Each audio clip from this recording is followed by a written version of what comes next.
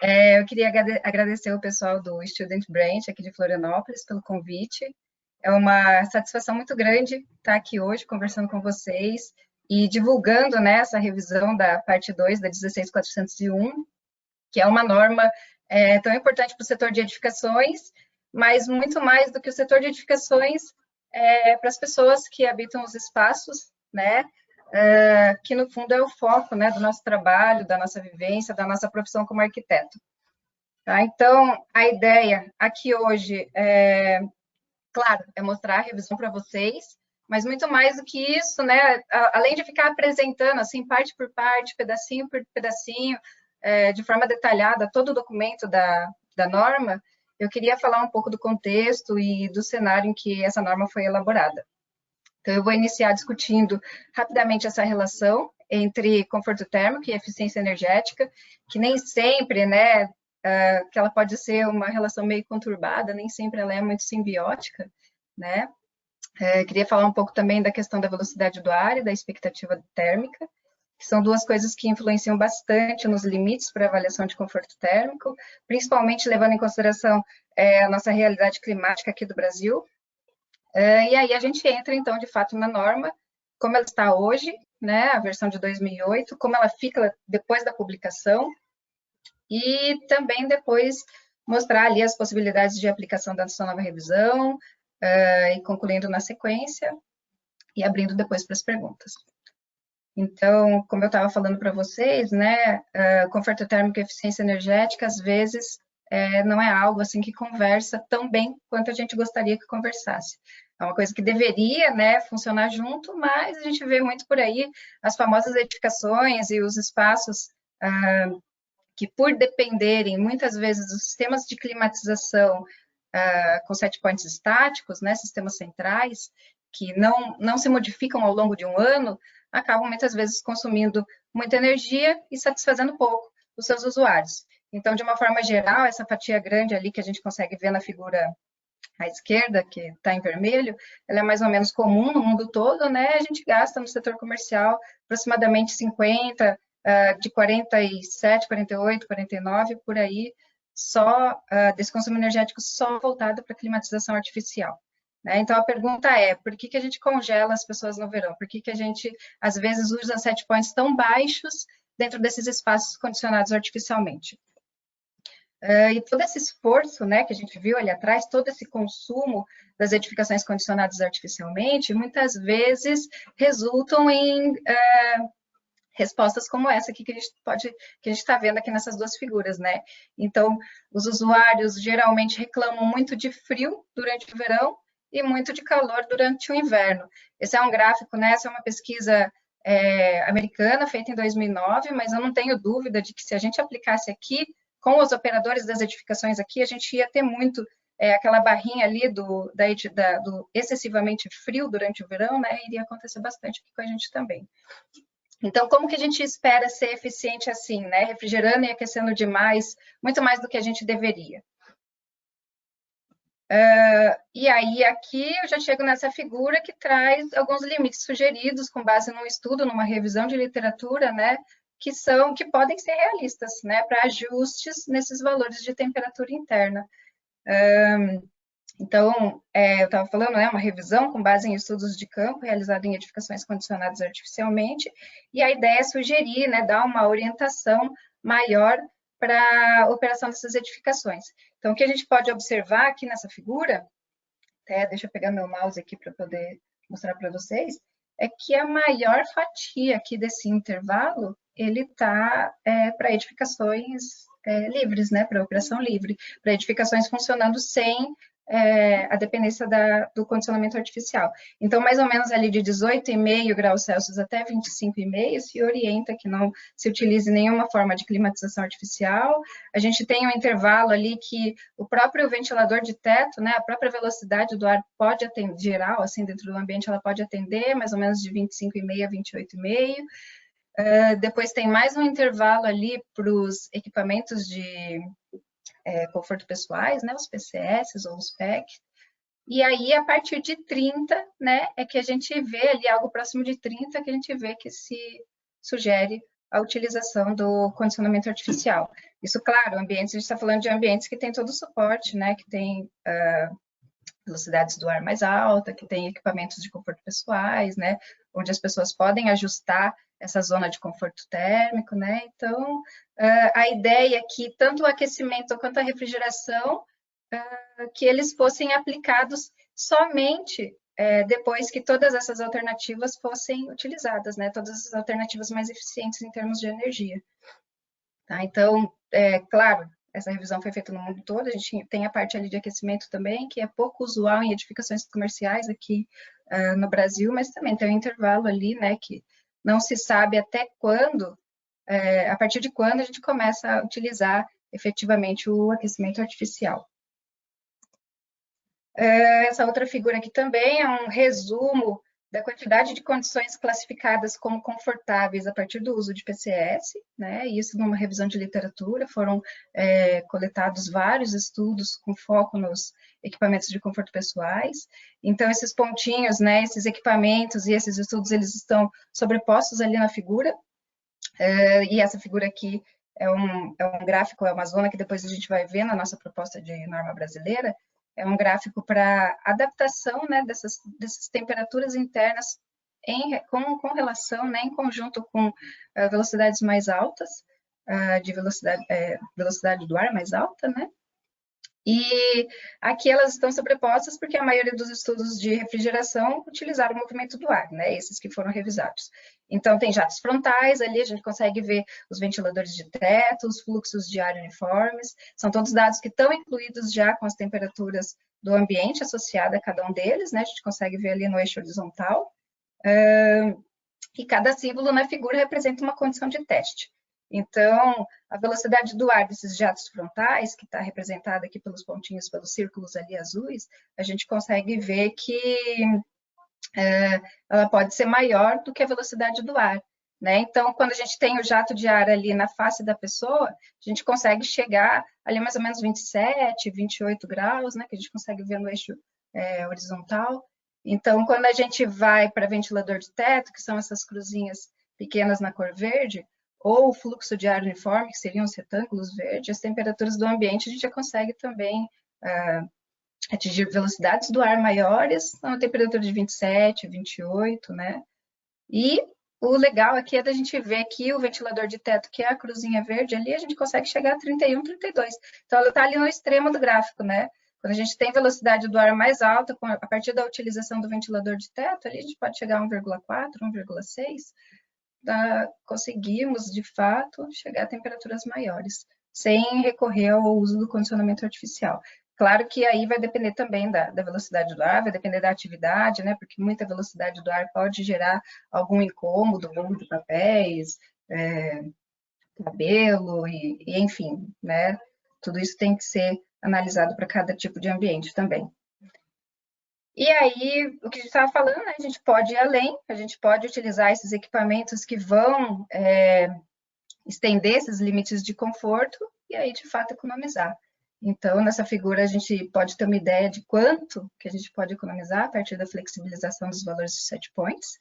Né? A gente tem ali embaixo 3 barrinhas, né? A banda ali, né? A zona de temperaturas do convencional, ali entre 21 e 24, mais ou menos. Se a gente vai para uma abordagem adaptativa de avaliação, a gente tem uma edificação operando livremente entre 20 e 25, né? 25,5 a gente viu anteriormente.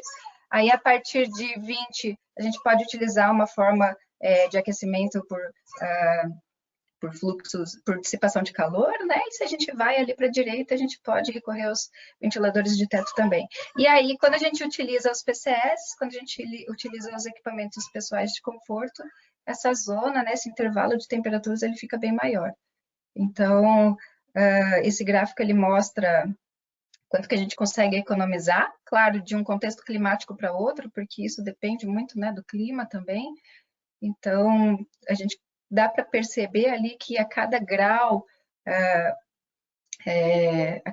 mais ou menos, que a gente muda o set point, né, a gente consegue chegar a 10% de economia, né,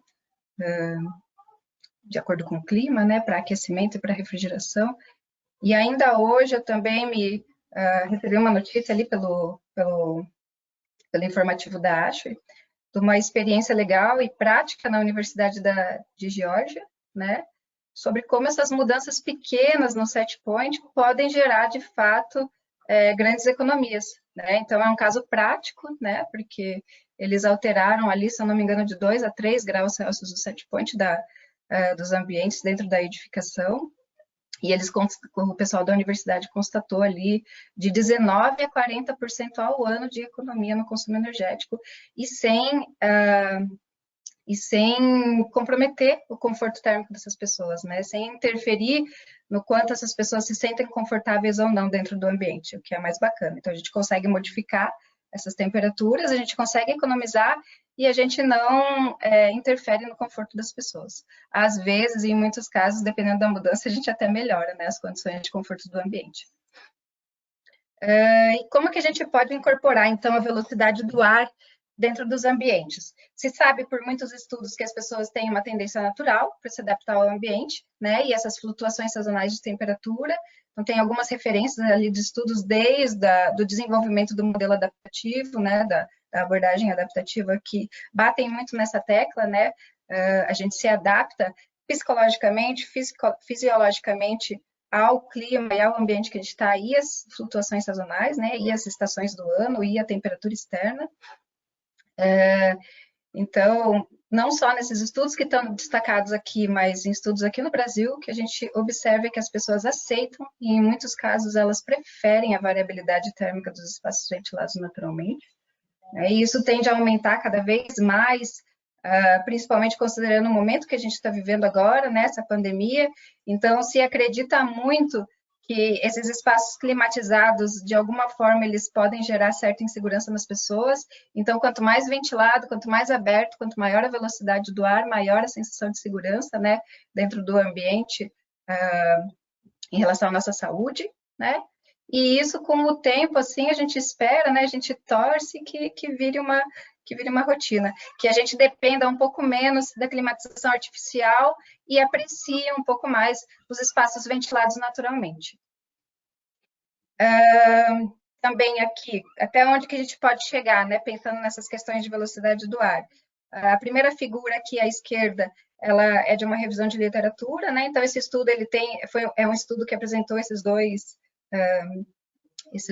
resultados, né? De um lado esquerdo, uma revisão, e do outro, dados de um experimento mesmo, de um estudo de campo desse artigo, né? E a gente consegue ver aqui que existem diferentes limites de velocidade do ar encontrados a partir de dados medidos em ambientes controlados, provenientes de diversas partes do mundo. Então, o que a gente consegue ver e o que a gente consegue constatar ali pela figura da esquerda é que existe uma grande variação entre os limites de velocidade do ar para as mesmas faixas de temperatura. Então, a gente pode ver que no estudo ali na linha com as bolinhas, por exemplo, a gente foi verificado até 3 metros por segundo, ali com uma faixa de temperatura de 30 graus Celsius, né, e são aceitáveis. E a gente tem também alguns outros limites ali mais conservadores, né, que chegam a conservador não, porque já é considerado alto, mas a 1 metro por segundo ali, por exemplo, próximo de 28, também considerado aceitável. E na figura da direita, que eu estava falando ali para vocês, né, o experimento de campo em câmara climatizada, com ventiladores, que correlacionou a sensação térmica ali na barra vertical com a temperatura do ambiente na horizontal, e a cada linha ali é relativo ao intervalo de velocidade do ar, e que a gente consegue verificar é que velocidades acima de 0,8 metros por segundo eram bem aceitas em Pequim, na China, né, um estudo chinês. Então, ali a barrinha pontilhada ali é da sensação mais ou menos 0,5, né? Mais ou menos 0,5, não, é 0,5, que é o que a gente utiliza hoje com norma, como limite, com base no modelo de PMV. Então, né, a maioria ali das sensações, a gente vê muito pouco frio, a sensação de frio sendo gerada abaixo de 0, e até 1 ali, 1,5, a maioria das linhas ali, das faixas de velocidade do ar, foram consideradas confortáveis, né? Então, o efeito da velocidade, como foi destacado ali no estudo do Fergus, do Nico, ele pode modificar o limite de aceitabilidade em até 4 graus Celsius, e quando a gente combina com os ventiladores de teto, tal efeito pode ser incrementado em até 2 graus Celsius também. E no Brasil, né? A gente estava vendo aí todos esses estudos feitos na China, na Europa, enfim, como é que funciona aqui no Brasil. Então, tem aqui resultados de 3 estudos que foram efetivados em salas de aula, né? 2010, 2011, 2017. E todas essas salas de aula em cursos de arquitetura e urbanismo, né? A gente está falando ali da UFAL, no caso de Maceió, da UFSC, no caso de Florianópolis, e a Universidade Estadual do Maranhão, ali na direita, né? No caso de São Luís. Que a gente consegue ver na primeira figura, então, ela está relacionando preferência térmica, preferência pela velocidade do ar com intervalos de velocidade do ar. E aí, quando a gente olha para aquela última barra destacada ali de 0,9 metros por segundo, a gente constata que é a barra com o maior intervalo ali de pessoas votando por não mudar a velocidade do ar. Né? Então, isso é muito importante a gente saber. 0,9 é o maior intervalo e tem muita gente ali querendo mais, né? A gente tem volta de 20% ali querendo mais velocidade do ar e a gente tem uma fatia ali de mais ou menos 70% das pessoas que gostariam de não mudar, que gostariam de permanecer da mesma forma. Ali, olhando para Florianópolis no meio, né? Ali está relacionando a aceitabilidade térmica com faixas de velocidade do ar. A gente consegue ver que quanto maior a velocidade do ar, menor a inaceitabilidade térmica. Então, valores ali de 0,9 geraram menos de 10% de inaceitabilidade térmica e valores acima de 0,9 também, no mesmo patamar ali de inaceitabilidade, né? E aí, quando a gente olha para a última figura ali, para o estudo feito em São Luís, que também está mostrando ali sensação térmica, né? Só para vocês terem uma ideia, porque eu não sei que tamanho que está aí a figura para vocês, ela está bem pequenininha aqui para mim. Mas ela relaciona a sensação térmica com intervalos de velocidade do ar, cada um daqueles pontos A, B, C e D é uma faixa de velocidade do ar, né? E o que a gente consegue constatar é que quanto maior a velocidade do ar, né? Quanto mais a gente vai do intervalo do A até o D, que o D ali ele é de 1 a 3 metros por segundo, mais a gente se aproxima do voto de sensação térmica de zero, né? Que é relativa à neutralidade térmica. Tá? Então, isso é bastante importante para a gente entender aí o contexto de elaboração da norma, né? Por que a gente pega tanto nessa questão da velocidade do ar?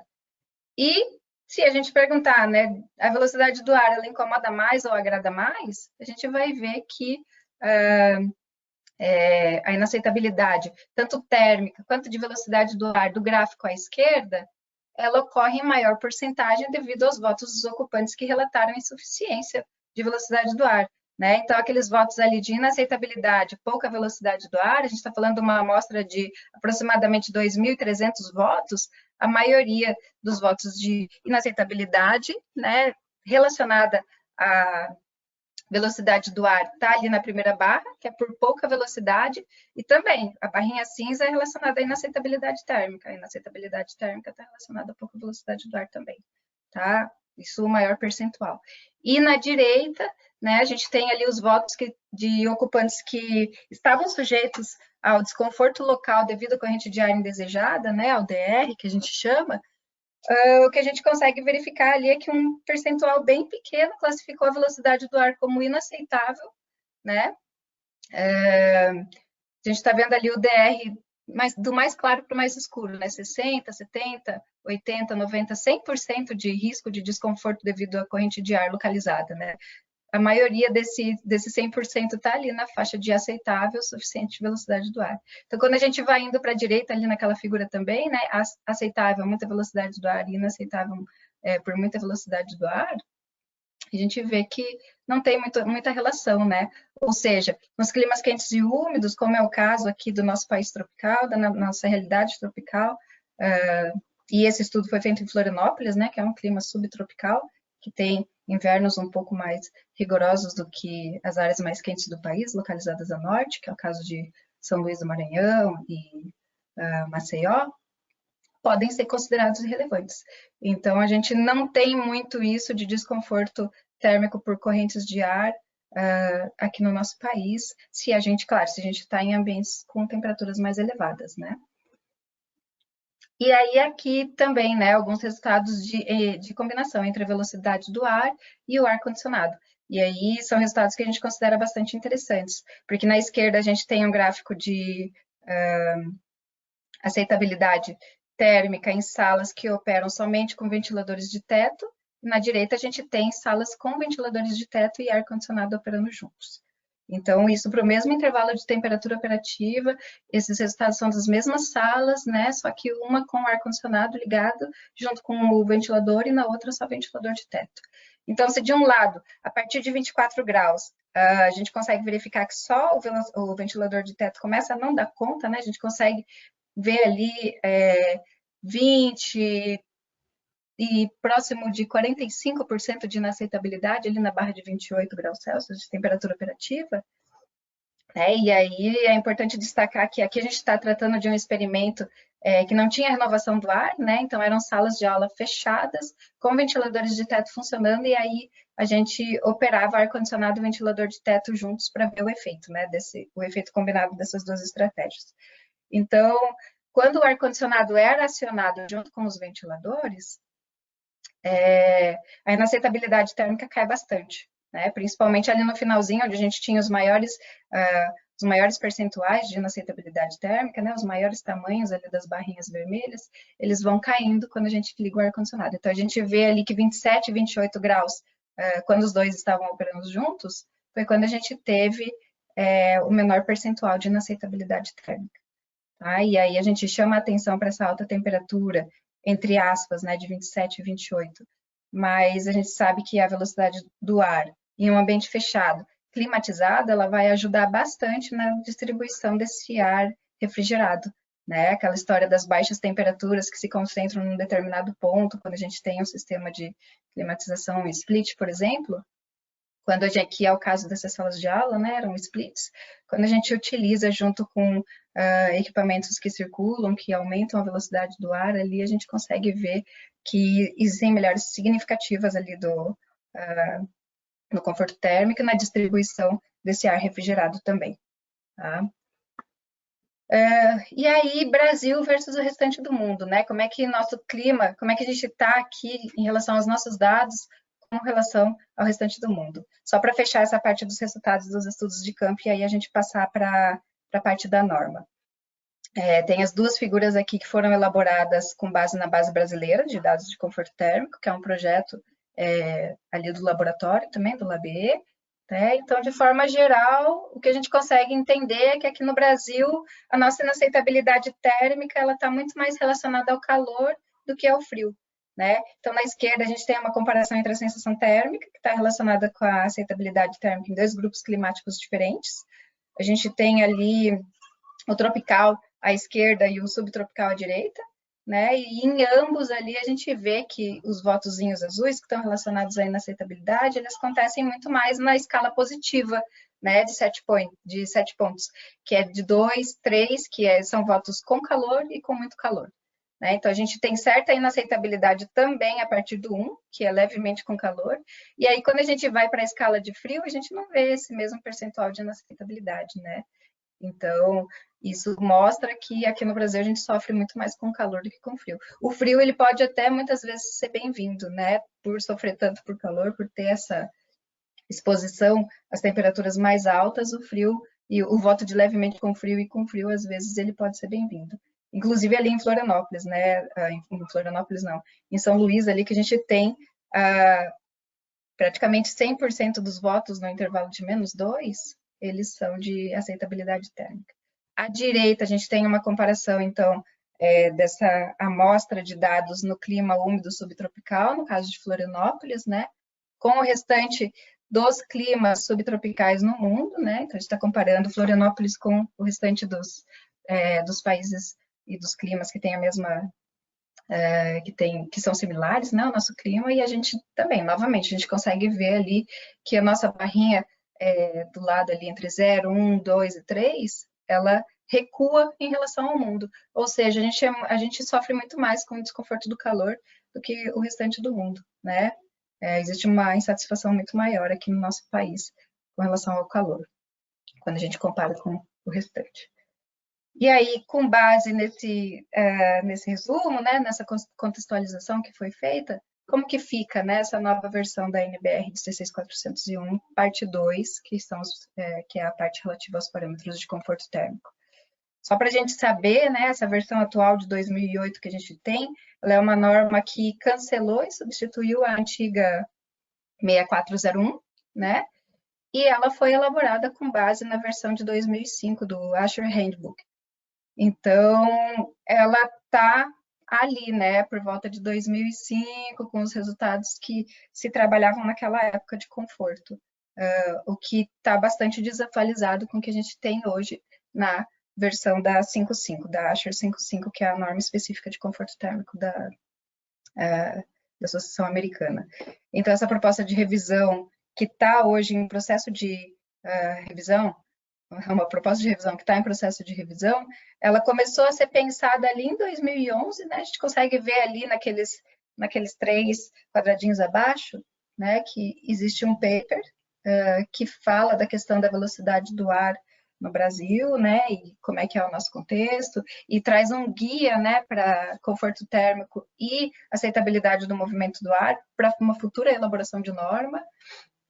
Então, a partir dessas provocações aí desse paper, houve uma pesquisa um pouco maior, né, que é essa pesquisa aqui do LabE, com o LabE da UFSC, em parceria com o IUC Lab, da Universidade de Sydney, né? Então, é um relatório que faz um apanhado geral de todos os projetos da ASHRAE, de toda a nossa realidade, das nossas normas, e aí, no final dele, existe um anexo que propõe, então, essa revisão da 16401 com base na ASHRAE 55. Né? Então, como ele começou a ser elaborado ali em 2011, 2012, a gente pegou inicialmente a versão de 2013 da ASHRAE para poder fazer, para se inspirar, né, nessa versão brasileira. E aí, como ele está desde 2014 em revisão, foi submetido em 2014, né, e está em revisão desde então, houve uma nova versão da 55, né, a versão de 2017, então o que eu posso dizer para vocês é que ele já, como ele ainda não foi publicado, né, como essa revisão ainda não foi publicada, ela está alinhada com a última versão da ASHRAE 55 de 2017. Por que a gente escolheu, né, a norma ASHRAE 55 para poder se inspirar aqui para a elaboração da norma brasileira? Porque é a principal norma de conforto térmico em vigência, né, ela é adotada mundialmente, então todas as normas, ou elas se inspiram na ASHRAE, ou todos os países, né, ou eles se inspiram na ASHRAE, ou eles utilizam ela para avaliação de conforto térmico. Ela tem como base principal o projeto URP 884, que analisou um conjunto de 20 mil dados com variabilidade climática global, né, e envolve microclima interno das edificações, juntamente com os respectivos votos de sensação térmica e preferência e aceitabilidade, que são aquelas pesquisas que a gente chama de aqui e agora, né? Você mede ao mesmo tempo que você pergunta para as pessoas como é que elas estão se sentindo, e aí você faz uma avaliação cruzada disso para poder definir zonas de conforto térmico. E é um documento, e a parte principal, né, da ASHRAE 55 é que ela é uma norma em constante revisão. Então, eles estão sempre lançando versões novas, com base nos estudos nos principais autores da área, nos principais estudos realizados por todo mundo, né?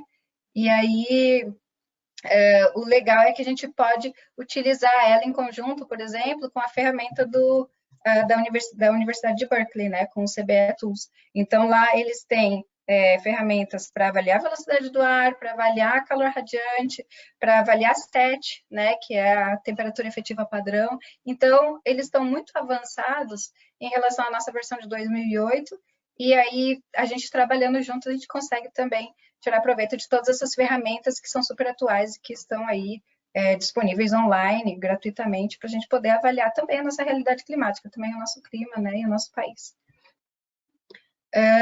Fazendo um comparativo entre o que existe hoje e o que muda, né? A gente vai de 11 páginas da norma atual de 2008 para 77 páginas, então tem muita coisa sendo incluída ali, né? Eu destaquei o item 5, que trata das condições requeridas de conforto térmico, Então, ao invés da gente ter intervalo para verão e inverno, como atualmente, só para edificações condicionadas, a gente tem métodos ali para condicionados, para híbridos e para ventilados naturalmente, porque é importante a gente saber também quais são os limites de temperatura aceitáveis pelas pessoas para a gente escolher, para a gente poder operar um sistema de climatização artificial, né? Para a gente economizar, para a gente ser eficiente e para a gente entregar conforto térmico. Ali no item 6, as formas de avaliação por meio de medições. Então, ali a gente tem modelos de questionários para serem utilizados em pesquisas de campo. A gente continua com aquela parte, né? A atual versão, ela fala ali de temperatura operativa, de como encontrar, de que ferramentas utilizar e como medir velocidade do ar, como medir temperatura, tudo isso continua e foi melhorado, inclusive, na versão atual, né? A gente não suprimiu nada, a gente evoluiu, avançou e incluiu muito mais coisa. E em relação ali aos anexos, né, que eu também destaquei. Então, a gente tem anexo para taxa metabólica, tabelas de taxa metabólica, tabelas de vestimenta, a gente tem algoritmos para cálculo do PMV, do SET e dos ganhos solares, que veio com a última versão de 2017, né, que é muito legal e que tem, inclusive, a ferramenta ali com o pessoal do CBE. A gente tem anexo para discussão de desconforto térmico local, com limites de temperatura para cada um deles, levantamento de campo, exemplo de questionário, avaliação de conformidade, tudo isso a gente não tem na versão atual, né? Então, ela está realmente evoluindo nesse quesito. E esse aqui é um fluxograma, né? Então, a gente traz nessa nova proposta de norma o aumento gradativo da velocidade do ar, e esse aumento, ele ocorre em função da temperatura operativa interna e do controle do usuário, o que é muito importante, porque atualmente a 16401, ela tem limites bastante conservadores de velocidade do ar, né? Que variam ali de 0 a 0,20, mais ou menos, em função com o grau de turbulência, né, do grau de turbulência, e é importante a gente dizer que essa velocidade do ar, na proposta de norma atual, ela não pode ser direcional na zona de ocupação, tá? Então, ou seja, os PCS estão abolidos, né, dessa versão atual, não existem ainda, né, não foram contemplados nessa versão, não abolidos, não foram contemplados na versão atual, e existe ali uma oportunidade de você chegar a 0,8 metros por segundo, né? Existe um item ali que fala disso, mas você só pode chegar aí se o ocupante tem controle da velocidade do ar. O que para nós não faz sentido algum, porque se a pessoa tem controle, ela tem um controle, né? Então, quando existe essa possibilidade, é o próprio usuário que deveria definir qual o limite máximo que ele quer, né? E não ter ali um limite de 0,8. Então, como é que está hoje a versão ali seguindo o fluxograma, né? Então, a gente avalia ali se a gente está dentro do intervalo de MET para aplicação das zonas de conforto, né? Então, se a gente está acima de 1,3 MET, automaticamente não existe limite de velocidade do ar, e aí você pode fazer uma correção, né, em função do metabolismo, se você está num ambiente fora do intervalo aceitável, né, fora do intervalo de aplicação. E se você está dentro ali, né, se você não está acima de 1,3 metros, você cai ali. Tem controle? Não tem. Se tem controle do ocupante, não existe limite superior. Se não tem controle, a gente tem ali valores de velocidade do ar adequados para cada temperatura, né, para que esse risco de desconforto por correntes de ar também não seja extrapolado, né? Então, a gente tem ali mais ou menos de 22,5 a 25,5, a gente utiliza uma equação para limite superior. Quando a temperatura operativa está acima de 25,5, limite superior é 0,8, tá? Mas se o ocupante tem controle, não tem limite. Também aqui, né, esse gráfico foi uma adaptação que a gente fez do texto ali que a gente encontrou na versão atual, tá? Então, se a gente for olhar ali, a gente tem uma zona de conforto para verão, uma zona de conforto para inverno, né, para 0,5, a gente chama de verão e inverno por causa do CLO médio. Tem ali, né, os limites de velocidade do ar que eu estava explicando para vocês. Então, o que vai mudar em relação a esse gráfico? A gente olha bem para ele, que no próximo a gente vai ver o novo gráfico. A gente tem uma expansão da atual e novas zonas de conforto térmico, né? Essa é a atual, a gente expande ela e a gente traz novas zonas em função da velocidade do ar e em função dos ambientes ventilados naturalmente, porque nesses espaços a expectativa das pessoas é diferente, a gente pode ir além desses limites mais rigorosos de temperatura. E a gente, com a nova versão, a gente consegue fazer essa visualização e essa manipulação dos parâmetros em função das condições ambientais internas. Então, tem uma flexibilização muito maior desses limites de velocidade do ar nos espaços ventilados naturalmente e nos espaços híbridos.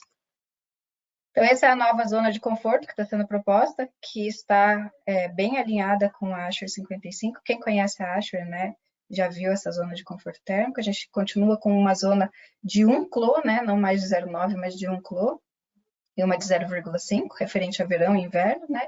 E esse é um método analítico para avaliação de ambientes internos condicionados artificialmente. Então, basicamente, o que foi feito para essa versão foi pego ali para ambientes condicionados, né? Como é que funcionavam os intervalos mais ou menos de PMV e PPD, e eles foram expandidos, né? Adaptados para uma zona de conforto térmico. Tá? Então, ela se aplica em ambientes onde a atividade metabólica está entre 1 e 2 METs, né? O isolamento térmico da vestimenta está inferior a 1,5. Tem esses limites de aplicação, né? E também, né, a gente não vai mostrar aqui, que a gente só está falando dos métodos de zonas de conforto térmico, mas existe também a possibilidade de você avaliar com base no modelo de Fanger, né, no analítico de Fanger, onde você calcula o PMV, tem ali um anexo com o algoritmo para cálculo do PMV e do PPD, e aí, nesse caso, mais ou menos 0,5. Tá? A gente estuda expandir isso para mais ou menos 1, porque a expectativa térmica aqui no Brasil é diferente, né, de outros países, mas isso ainda não foi incorporado. Também essa figura que a gente viu anteriormente está ali na nova proposta de norma de conforto, né? Análise em ambientes mais complexos, com e sem velocidade do ar elevada, né? Então tem o limite ali do PMV do PPD de mais ou menos 0,5 embaixo. E esse gráfico ele é legal para sistemas híbridos de condicionamento, né? Então, ou sistemas que alternam entre a ventilação natural e o ar-condicionado, ou espaços climatizados com altas velocidades do ar também, tá? Então, esses limites de velocidade, como eu falei anteriormente, eles estão impostos em função do ambiente, dos fatores pessoais, da existência ou não de controle local da velocidade do ar. Então, né, tem ali o limitezinho saindo acima de 1,6 metros por segundo, quando as pessoas têm controle, né? E tem também, o que é legal, tem ali uma linha de contorno do SET, onde a gente consegue encontrar a equivalência da zona de conforto ali, utilizando esse modelo do SET, da temperatura efetiva padrão. Tem ali o anexo que explica, né? Mas ele é um índice que ele é muito mais sensível para a velocidade do ar do que a temperatura operativa, né? Então, a gente consegue ali analisar de uma forma diferente, né? Essas linhas aí de limite máximo e mínimo de temperaturas confortáveis. E aí, né, o famoso gráfico do modelo adaptativo, né, está presente nessa nova versão. Então, ele avalia conforto térmico em ambientes ventilados naturalmente, tem a expansão do limite superior de acordo com o valor da velocidade do ar. Né, a gente consegue ver ali que a partir de 25 graus Celsius de temperatura média do ar externo predominante, que é um cálculo que pondera, né, a temperatura do ar externo com relação aos últimos dias, e aí depende do método, na ASHRAE hoje, depende do método que você adota, né? Você pode pegar uma média mensal, você pode pegar uma média simples, baseada nos 7 últimos dias, ou você pode pegar uma média ponderada, que em cidades com amplitude térmica maior, isso vai fazer diferença. Né? Então, você tem dias ali, mas a gente viu isso aqui acontecendo agora, né? A gente teve 2 dias muito quentes e depois a temperatura caiu, e aí modificou a nossa expectativa térmica, né? A gente fala muito que a gente se veste de acordo com o clima externo. Então, se a gente acorda de manhã e vê que está frio, né, a gente sai preparado para essa condição climática. E claro que a gente se baseia muito nos últimos dias também que a gente viveu, né, para poder se adaptar e, enfim, vivenciar esses espaços. Então, essa temperatura média do ar externo predominante é importante por isso. Para a versão brasileira, a gente colocou ali direto a equação com a ponderação dos últimos dias, né? Porque a gente tem aqui climas, a gente fez alguns estudos ali e viu que isso também para o Brasil assim não impactava tanto, né? Então a gente escolheu já dar ali a equação pronta com a ponderação da predominante externa para não confundir muito, não deixar muito aberto, mas enfim, tem também a possibilidade de usar outros métodos, né? Você pode utilizar, se você não tem nessas temperaturas diárias dos últimos dias de avaliação, enfim, você pode utilizar a mensal também. Tá lá na proposta de norma para quem quiser ver depois. E aí, o que muda em relação a 5,5 é que para o Brasil aqui a gente tem uma expansão desse limite inferior em função do ajuste da vestimenta. Né? A gente estava falando ali que a gente gosta de frio aqui no Brasil, né? A gente não tem tanta inaceitabilidade térmica relacionada às baixas temperaturas. Então, ao invés de a gente classificar todos aqueles votos que caem ali abaixo do limite inferior em desconforto térmico por frio, a gente está criando, não sei se está tão claro aí, porque a minha tela é meio clarinha, eu não consigo ver a zona amarelinha ali, que está indicada na seta, né? Mas a gente consegue entender que aqui no Brasil, para que esses votos aqui abaixo do limite inferior não sejam classificados como desconforto térmico por frio, a gente criou essa zona de adaptação do CLO. Então, isso diminui bastante, né, as horas de desconforto térmico por frio, e a gente fica ali só com votos e que também, né, todos os votos que estão nessa zona aqui, eles são de conforto e aceitabilidade térmica, tá? Só para vocês terem uma ideia. Então, a gente também tem conforto ali, quando as pessoas estão com CLO acima de 1,5, porque aqui no Brasil, né, aquela questão, a gente se adapta muito pela vestimenta, ao invés de ligar a climatização artificial voltada para o aquecimento. Então, com o CLO, a gente resolve essa questão das baixas temperaturas ali, 18, 17, né? Então, é uma discussão aqui que a gente tem aqui que é específica do Brasil. Né? Toda vez que a gente sai para apresentar, para mostrar esse tipo de resultado fora, como as pessoas têm o aquecimento dentro de casa, assim, é um pouco difícil de explicar, né? Como é que a gente não, como é que a gente tem conforto, né, abaixo daqui? Mas começa a ficar um negócio super questionável, né? A gente aqui com 30 externo, abaixo aqui, se você tem 22 dentro, que é o caso de um sistema de ar-condicionado aqui operando com um intervalo bem baixinho, né? Você tem desconforto por frio também. Então, é uma questão de bom senso ali, da gente adaptar essas condições, né, internas e externas para evitar esse tipo de situação aqui. Da onde que veio isso, né? De onde que veio essa história de limites inferior em função da adaptação da vestimenta? A gente fez essa proposição baseando no contexto brasileiro, como eu estava falando, na baixa utilização da calefação. Geralmente os ocupantes se adaptam mudando a vestimenta, né? Acrescentando mais vestimenta ao invés de utilizar o aquecimento artificial.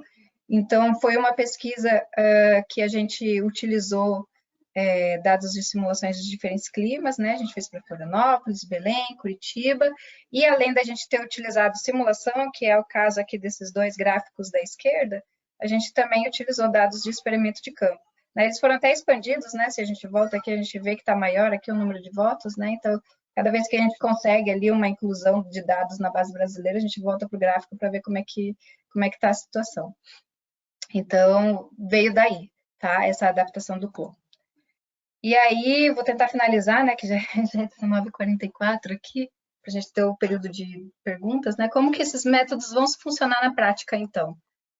Nos espaços condicionados artificialmente, que seria o primeiro método ali que eu mostrei para vocês. Então, tradicionalmente, não estou falando da versão atual da norma, mas estou falando tradicionalmente, né, espaços condicionados, a gente tem set point estático, que é independente das estações do ano e independente do fluxo de velocidade do ar dentro do ambiente, né? A condição usual que a gente vê por aí é uma temperatura operativa que varia entre 23 graus Celsius, né, para 1 grau para mais ou para menos, né? Pouca velocidade do ar, e não se sabe muito bem como que é controlada a umidade relativa, mas a gente sabe que,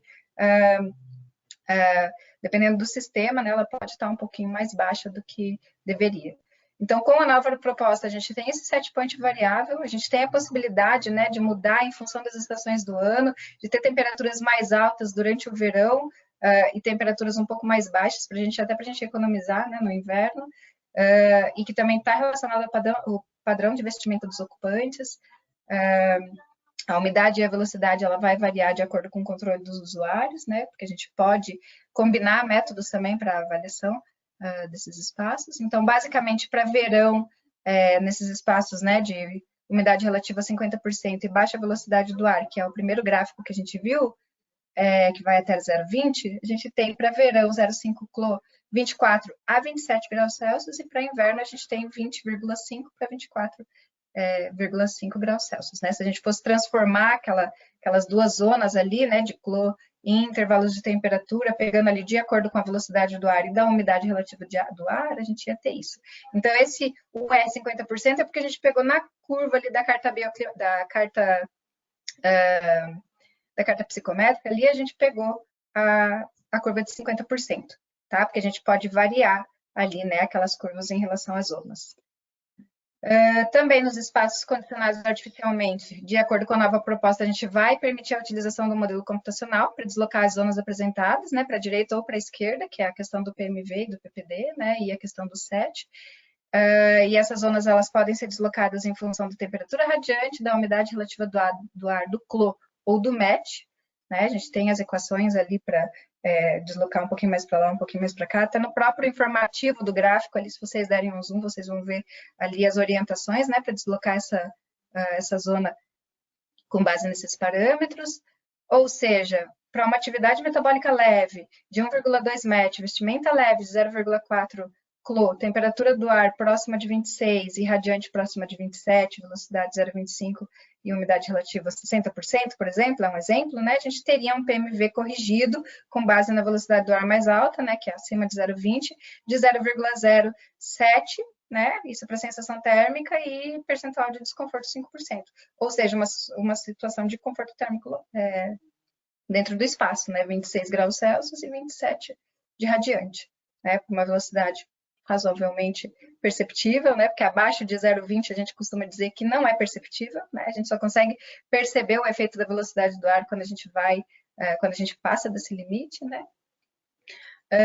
E no caso de alta velocidade do ar, se a gente pegar esse 0,25 aí e aumentar, né, que está ali com base na nova proposta no azulzinho, se os ocupantes não têm controle da velocidade do ar e a gente chega a 0,6, com uma temperatura de 24,5, né, a gente vai ter um PMV de menos 0,5 para um CLO, por exemplo, né?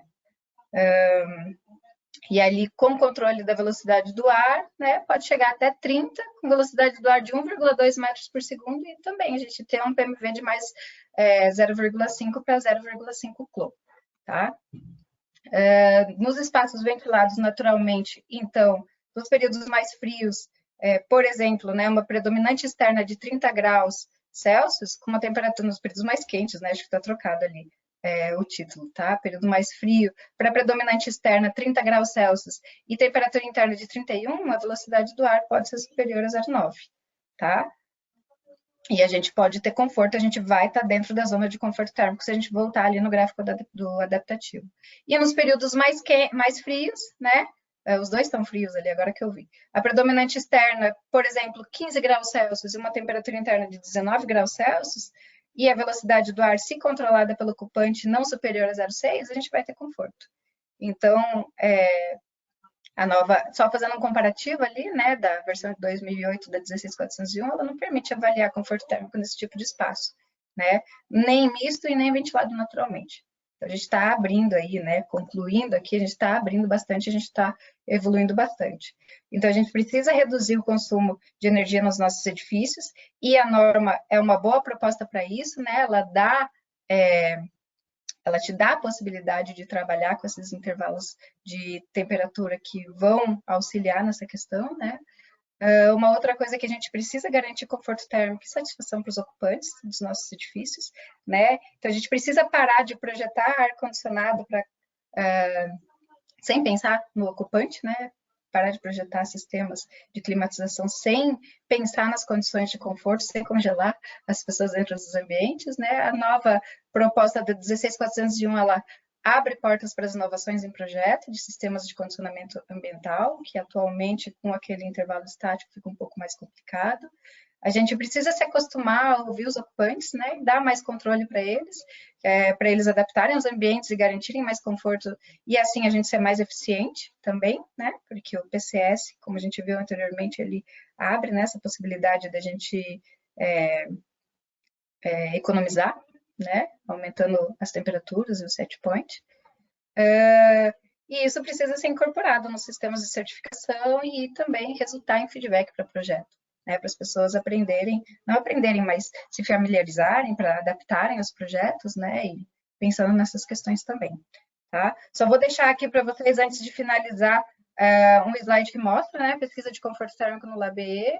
Então, a gente está nessa área há muito tempo, a gente tem um grupo bem forte ali de pesquisa nessa área. Para vocês saberem um pouquinho mais da revisão da NBR 16401-2, conforto térmico, e acessarem o documento, ela está ali dentro de pesquisas em andamento, né? Então, entrando ali, vocês vão ter também todo um histórico ali sobre a revisão, vão conseguir acessar o documento na íntegra, e a gente tenta sempre colocar ali as versões mais atuais desse documento, tá?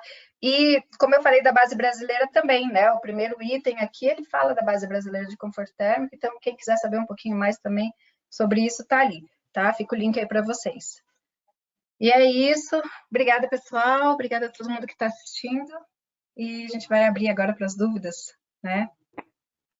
Isso. Obrigada, Renata. Pessoal, como no início do webinar a gente teve um pequeno problema técnico aí de comunicação, meu nome é Letícia. Eu quero só dizer que vocês podem ficar à vontade para mandar perguntas aí no bate-papo, né? Eu até mandei ali também.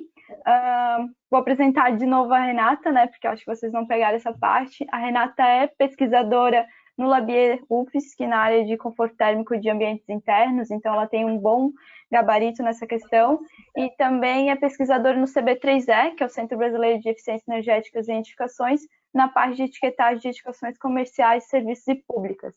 Então, a gente já tem mais algumas perguntas. Eu vou começar com a pergunta do Rafael Angel. Ele perguntou quais as temperaturas do ar desses testes em Maceió, Florianópolis e São Luís, e também qual é a umidade relativa. Tá, bom, as 3 cidades, né, têm faixas de umidade relativa bem altas, então a gente tem uma média tanto para Florianópolis, São Luís e Maceió acima de 80% ao ano de umidade relativa, né, valores médios. E no estudo de Maceió, por exemplo, tanto Maceió quanto São Luís tem 2 estações, né, que é a estação seca e chuvosa, e Florianópolis tem as 4 estações do ano. Então, todos os estudos foram feitos ao longo de um ano. Né? Aquelas temperaturas ali são de ambientes internos, né? São temperaturas operativas, mas esse experimento considerou todo o ano. Então, ele pegou ali desde inverno em Florianópolis, a gente tem registro aqui de Florianópolis de 14 graus Celsius de externa, né? E em São Luís e Maceió, imagino que isso tenha ficado ali acima de 24, 25 graus Celsius.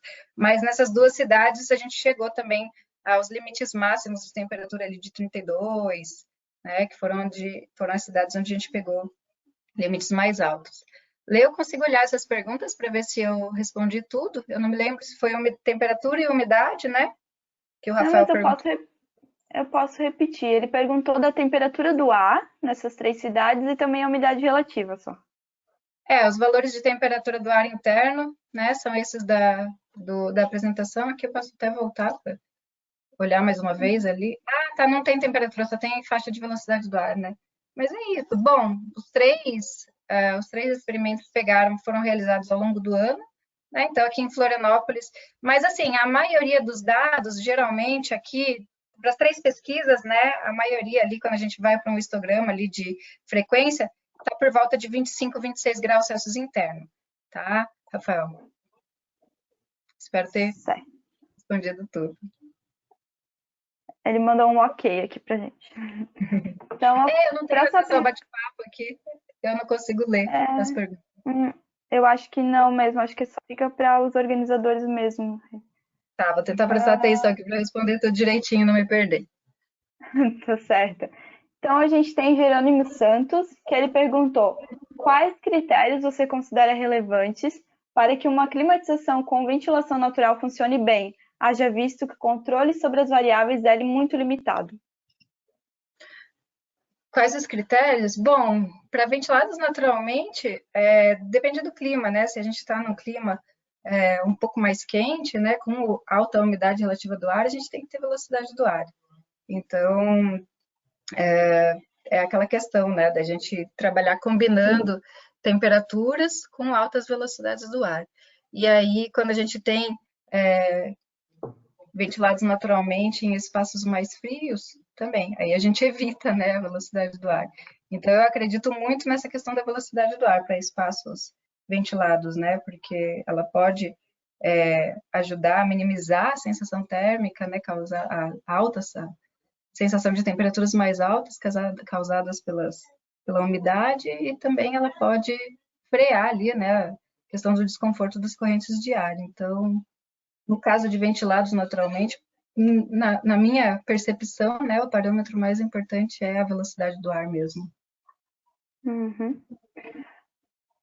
A Maíra André, ela perguntou se você acredita que a automação não vai ser necessária para que as pessoas variem o set point do ambiente e gerem redução de consumo. Olha, a automação, a gente consegue controlar melhor a edificação a partir da automação, né? A gente fala muito ali da influência do comportamento do ocupante dentro das edificações, né? Porque não adianta você ter uma edificação super eficiente se você não tem um ocupante, um usuário ali que vai operar ela, né, da forma como ela deveria ser operada. Então, sim, a automação pode ser bem importante. A gente tem alguns estudos, né, que não saem um pouco da questão da automação, mas eles trabalham com sinais, né, para mostrar para os ocupantes, ó, agora é o momento de abrir a janela, né, pisca ali, tem um sinalzinho ali que pisca para indicar, ó, essa temperatura externa, essa combinação externa e interna é ideal para você abrir, é ideal para você fechar as janelas. Mas sim, a automação ela pode ajudar bastante, né, nessa questão da eficiência energética, de você operar corretamente a edificação sem depender tanto dos usuários, né? Porque nem sempre o usuário vai operar da melhor maneira possível, né? Então, teria que existir um manual do usuário para cada edificação, assim, né? a gente entrega a edificação com um manual para a pessoa e nem sempre, né? Eles vão ler. É só a gente perguntar se as pessoas já leram, né, o manual de operação do seu ar-condicionado, por exemplo, né? A gente entrega o ar-condicionado com manual com mil e uma funções de economia, de desligamento automático, tudo, e as pessoas, se você perguntar, a maioria não conhece, né, o funcionamento do ar-condicionado em Bem, casa. Então, uhum. a automação, ela né, ajuda bastante nisso, assim, nessa influência que o usuário tem na operação. Sim. A Marília Guimarães, ela perguntou, quando a norma entra em vigor? Bom, essa é uma pergunta difícil, né? Porque, como eu expliquei para vocês, essa proposta inicialmente de 2014, a gente está em 2020 e ela ainda não foi publicada, né? Existia uma conversa ali de que ela seria publicada junto com todas as outras, né? E a parte de qualidade interna do ar está em revisão também, e ela é muito polêmica, então tem muita discussão em cima da parte de qualidade interna do ar. E a gente estava naquela expectativa, né? Quando terminarem a revisão da parte de qualidade interna do ar, vai sair a revisão de toda a 16401. Então, a gente não consegue dizer, né, quando que isso vai evoluir, quando que isso vai avançar e quando que essa norma vai sair. Mas tem discussões acontecendo e a gente está pressionando, né, para isso sair, porque as pessoas já estão utilizando, né, como ela é alinhada com a 55 e ela é traduzida, né, ela é em português e é muito mais fácil de aplicar do que a americana, as pessoas já estão utilizando, né, a gente já tem diversas dissertações e teses aí que estão se baseando nela, então a gente está tentando fazer uma pressão para isso sair, mas não temos nenhuma expectativa de prazo, não. Sim. O Rafael Angel, ele fez outra pergunta. Ele colocou assim: tem previsão para que a norma brasileira seja adequada para a avaliação da qualidade do ar? Circulação de contaminantes, estratégias de insuflamento e retorno, por exemplo. Não, bom, essa parte tá fora, né, do nosso alcance, então eu não sei, no caso, né, não sei dizer para vocês se existe alguma expectativa de atualização dessa parte ou não. Eu sei que ela está em revisão, né, mas quando isso vai ser de fato finalizado, isso não. A Caroline Freire, ela perguntou: você daria alguma sugestão para melhorar o conforto térmico em ambiente de favela? Amei a sua fala, parabéns, ela botou. Obrigada, Carolina. Bom, eu acho que na parte de favelas, aí a gente vai para um contexto residencial, né? E a 16401 ela é para ambientes comerciais, né? A fala toda aqui foi para comerciais, mas quando a gente vai para edificações residenciais, habitação de interesse social, né? Digamos assim, é questão de projeto, né, mesmo, né? É questão de ventilação cruzada, é questão de materiais de melhor desempenho térmico, utilização de materiais com melhor desempenho térmico, é seguir norma de desempenho térmico de edificações residenciais, que a gente sabe que chega muito pouco, né, nesses locais. Então, é complicado. Acho que é uma questão bem polêmica e bem complicada, né? Mas se a gente tivesse o mínimo de aproveitamento da ventilação natural, da ventilação cruzada nas edificações residenciais, a gente teria um melhor cenário aqui no nosso país. E a gente sabe que favelas, que essas edificações nessas regiões, né, elas estão bem longe disso, né? Porque são edificações que geralmente são empilhadas, são muito próximas uma da outra, então tem problema de iluminação natural, tem problema de ventilação natural, tem problema de materiais, né? Aquelas telhas que são de baixíssimo desempenho, né? E quando tem uma boa cobertura, né? Então eu acho que é um tema bastante polêmico aí para a gente discutir. E aí é outra também, a gente vai para outra norma, né? Sim. O Leandro Carlos Fernandes, ele perguntou o seguinte: para edificações condicionadas naturalmente, a expansão do limite inferior da zona de conforto, aquele 18,5 graus, não contraria a ideia do modelo adaptativo? E ele colocou no final também: parabéns pela sua ótima apresentação. Obrigada. Bom, não é por ele contrariar, né? É para a gente, na verdade, a ideia ali foi a gente se adaptar ao contexto brasileiro, né? Que as pessoas, ao invés. Na verdade, ela vai precisamente na questão na fundamentação do adaptativo, né? A gente se adapta às temperaturas. Então, da mesma forma que foi feito com os limites superiores, com base na velocidade do ar, né? A adaptação que as pessoas têm quando a gente avança na velocidade do ar, a gente fez ali com o CLO, porque a gente viu que as pessoas, ao invés de ficarem sofrendo ali de desconforto térmico local, e aí eu chamei a atenção para aquele caso, né, de temperatura externa super alta e interna super baixa ali, próximo de 20, 30 externo. Qual que é a adaptação das pessoas, né? Qual é a ação inicial? É colocar um casaco, é usar uma roupa de maior clô. Ninguém vai usar, por exemplo, um aquecimento portátil, né? Nesse tipo de situação. A gente vai se adaptar pela vestimenta, né? Então, como a nossa cultura não é de calefação, a gente tem isso muito forte de se adaptar com a vestimenta. Então, eu acredito que isso vai muito de encontro, né? Não contra, mas de encontro ao modelo adaptativo. A gente está se adaptando ou bebendo um cafezinho, ou um chazinho quente, ou colocando um pouco mais de vestimenta, né? E aí a gente aborta ali, né? Evita o desconforto térmico por frio nesse tipo de situação. E é o que acontece, né? Nos condicionados também, se a gente for pensar. Que aquele tipo de situação ali é muito difícil de acontecer, né? Ele só vai, aquela zona ali, aquela situação específica de 30 externo e 22 interno só vai acontecer se a gente tem um sistema de ar-condicionado, né? Então, é uma questão ali que, no nosso ponto de vista, é muito polêmico para o adaptativo, né? Ela é surreal e é difícil de acreditar que ali é um desconforto térmico por frio que você vai resolver de outra forma que não seja por adaptação. Né? Então, os dados indicaram e a gente achou que convinha. Né? A gente até já apresentou essa zona de adaptação do CLO aí fora também enfim. Certo. E para finalizar, não é uma pergunta, mas é mais um elogio à palestrante e também agradeceu e disse que é uma boa apresentação e a qualidade do tema foi muito boa. É o Rafael Angel também. Muito obrigada, pessoal. Obrigada. Eu espero que tenha sido, que tenha esclarecido, né, essa questão e tenha apresentado a proposta de revisão para vocês de uma forma positiva também. Sim. Então, eu também quero agradecer à doutora Renata Devec, eu em nome do Student Branch da ASHO, aqui de Florianópolis, e também agradecer a todos os presentes que estiveram assistindo o webinar e compareceram. E quem quiser, quem tem interesse, pode seguir a gente ali nas nossas redes sociais, vai ter a gravação do webinar lá também. E é isso, certo? Beleza. Obrigada, pessoal. Ren. Obrigada a todos e boa noite. Boa noite.